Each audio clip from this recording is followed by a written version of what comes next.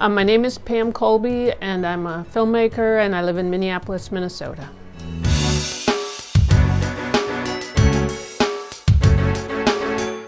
Well, that really happened in high school, and I was in a very, very small town. I lived in a town of under 200 people in northern Iowa, and so it wasn't really safe.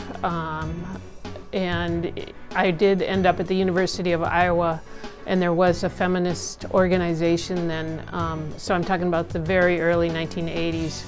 And people were coming out. There was more and more visibility, but I really didn't come out until I graduated from college and moved up to Minneapolis. And there was such a huge gay and lesbian community in Minneapolis at the time. And also what was going on during my coming out years was the AIDS epidemic. And so there was the slogan, "Silence equals death." And I think that really influenced the people around me, because we were all politically active, and the whole idea that being visible was going to change things for the better became very important. And so it pushed me a lot in terms of being more out, just even making sure that I had a job that I could be out in. Kind of why I ended up in community television, because that's the idea of it, is free speech.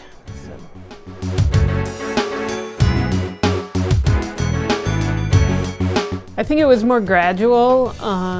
I think that I definitely dated men, and I definitely could see that that was not something that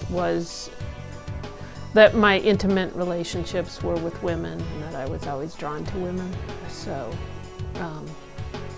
but you know, I think in today's culture, it would have been just really obvious. I was a super tomboy, and but you know, at that time, and actually that's now the 70s, it was like a big taboo. So there was a lot of trying to fit in for me.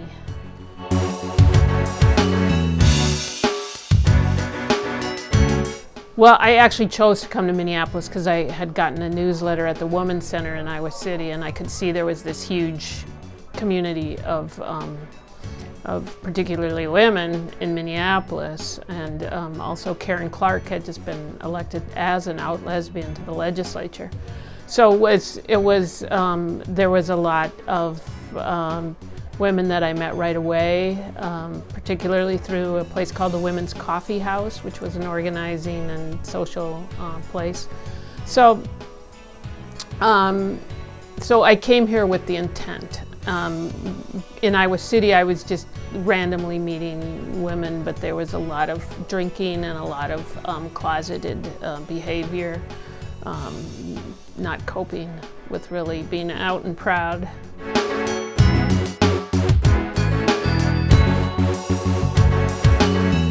Well, I would say they should try unlearning being heterosexual, because that's probably not going to feel so easy for them. So it's just that old saying, is put yourself in someone else's shoes, and I think that's going to help adjust that attitude.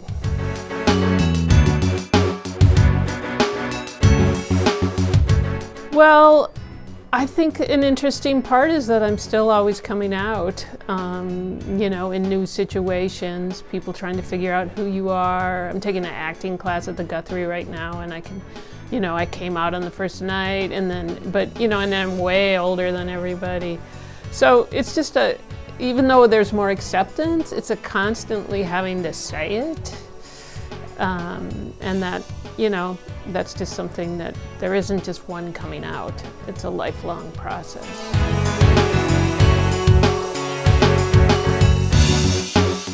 Well, I think there's always a lot more fear before you do it. The jumping out there is really the place of safety.